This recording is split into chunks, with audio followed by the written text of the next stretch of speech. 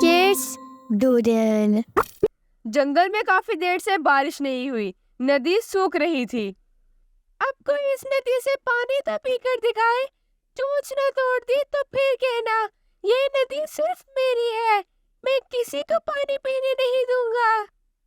इतनी देर में रात नदी से पानी पीने आ जाता है। राजू, तुम नदी से पानी नहीं पी सकते। क्यों? ये नदी तुमने खरीद ली है क्या? बस तुम यही समझो, जितना तुम्हारा पेट है ना, ये तो पानी तुम ही पी जाओगे। ये नदी सिर्फ मेरी है। मैं फिर भी पानी पीऊंगा।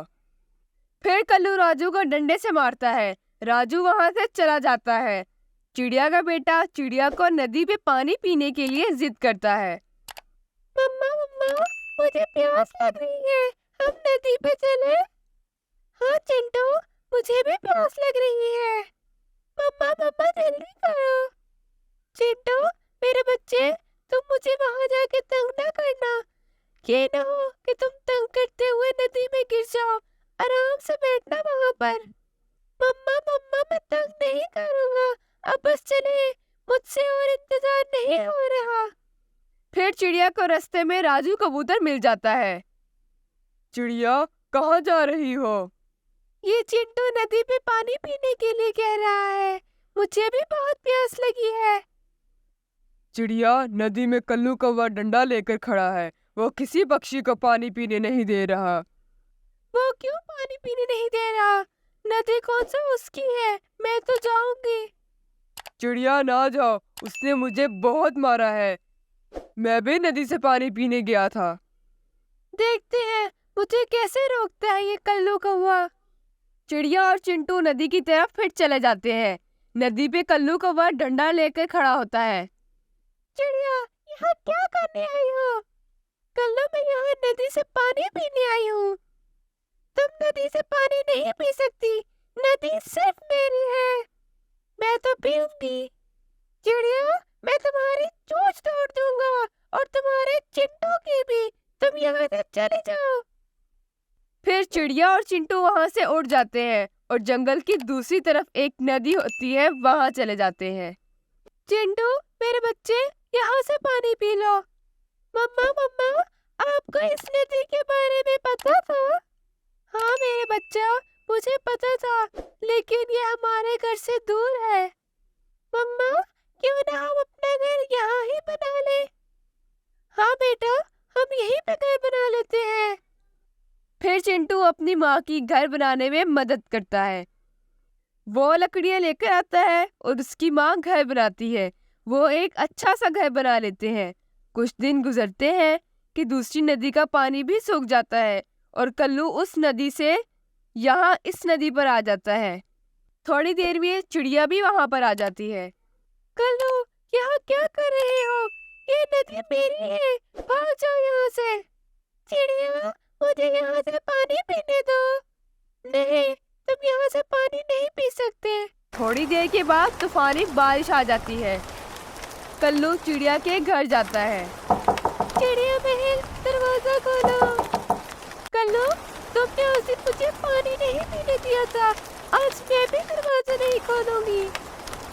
कल्लू तूफानी बारिश में भीग जाता है और सर्दी लगने की वजह से मर जाता है। गौरी बहुत दिनों से अंडे पर बैठकर अंडे से बच्चा निकलने की कोशिश कर रही है। आखिरकार गौरी की मेहनत रंग ले आई है और अंडे में से एक बहुत ही खूबसूरत बच्चा पैदा हुआ है।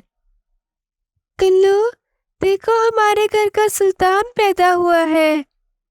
गौरी, तुम्हारा बहुत धन्यवाद, तुमने मुझे पिता बनाया है। कल्लू, तुमने हमारे बच्चे का क्या नाम सोचा है? गौरी, मैंने हमारे सुल्तान का नाम शम्पी सोचा है।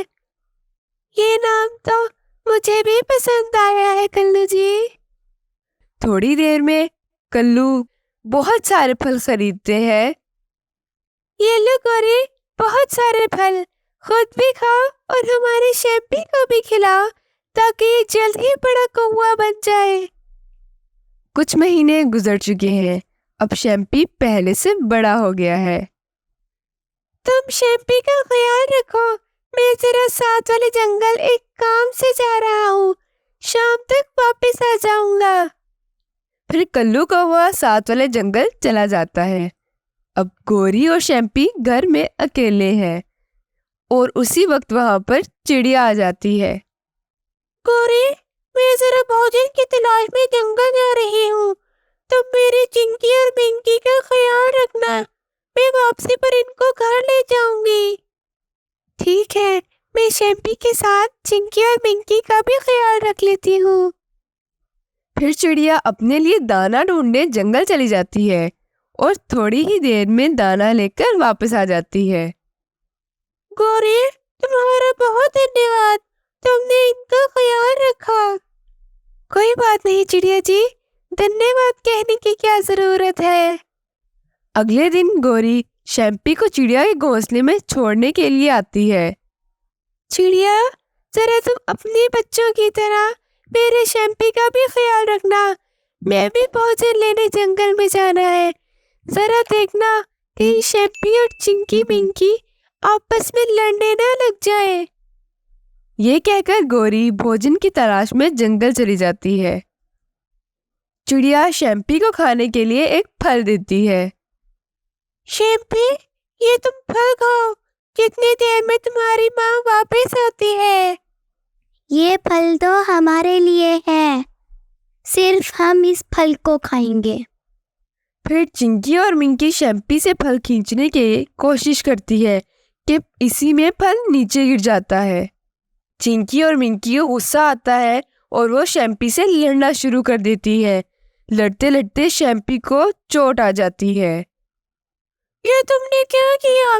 तुमने शैम्पी के साथ लड़ाई क्यों की? अब भला मैं गौरी को क्या जवाब दूंगी? तुमने तो मेरे लिए बहुत ही समस्या खड़ी कर दी है। इतनी देर में गौरी जंगल से वापस आ जाती है। गौरी शैम्पी को देखकर बहुत ही गुस्सा होती है। शैम्पी को किसने जख्मी किया है? जरूर इस चिंकी मिंकी ने मेरे बच्चे को मारा होगा। चिड़िया, मैं तुम्हें कभी माफ नहीं करूंगी, तुम मेरे बेटे का ख्याल नहीं रख पाई। मैं ये सारी बात कल्लू को बताऊंगी, फिर वो तुमसे बदला लेगा। गौरी शैम्पी को डॉक्टर के पास ले जाती है।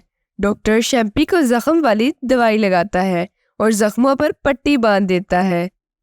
गौरी शैम्पी को लेकर अपने घोंसले में चली जाती है और वहां पर कल्लू कौवा भी आ जाता है। गौरी कल्लू को सारा वाकया बताती है। कल्लू को बहुत गुस्सा आता है। कल्लू कौवा अब चिंकी और मिंकी से बदला लेने का प्लान बनाता है और गौरी को बताता है, हमें चिड़िया के बच्चों को माफ कर देना चाहिए कल्लू जी।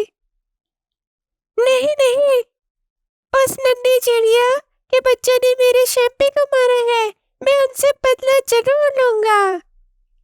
इतनी ही देर में चिड़िया माफी मांगने कल्लू कौवे के घोंसले में आ जाती है। कल्लू, गौरी, मेरे बच्चों से गलती हो गई है, उनको माफ कर दो, वो दोबारा ऐसे नहीं करेंगे। चिड़िया, यहाँ से भाग जाओ, मैं तुम्हारे बच्चों को माफ नहीं करूंगा। चिड़िया वहां से मायूस होकर वापस लौट जाती है। कल्लू कौवे को एक सोच सूझती है। कल्लू कौवा रावण के पास जाता है। तुम यहाँ क्या करने आए हो कल्लू? मैं तुम्हारे फायदे की बात करने आया हूँ। जल्दी करो बात। मेरे घोंसले के पास एक चिड़िया रहती है, उसने 2 बच्चे दिए हैं, वो बहुत छोटे हैं। जब चिड़िया घोंसले में ना हो तब तुम उनको खाकर बहुत मजा कर सकते हो। जब कल्लू कौवा रावण को चिड़िया के बच्चों को खाने पर वरगला रहा होता है, दूर खड़ी चिड़िया ये बात सुन लेती है।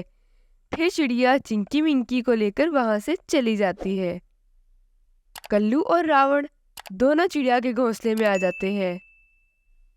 कल्लू, तुमने तो कहा था कि मुझे खाने के लिए चिड़िया के बच्चों का गोश्त मिलेगा, ये घोंसला तो खाली है। अब तो मुझे बहुत भूख लगी है, तुमने मुझे धोखा दिया है, मैं अब तुम्हारे बच्चे को खाऊंगा।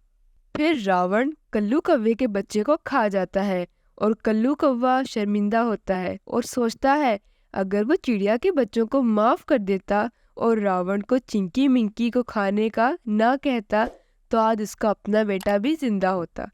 इसलिए तो कहते हैं कि किसी के लिए बुरा नहीं सोचना चाहिए।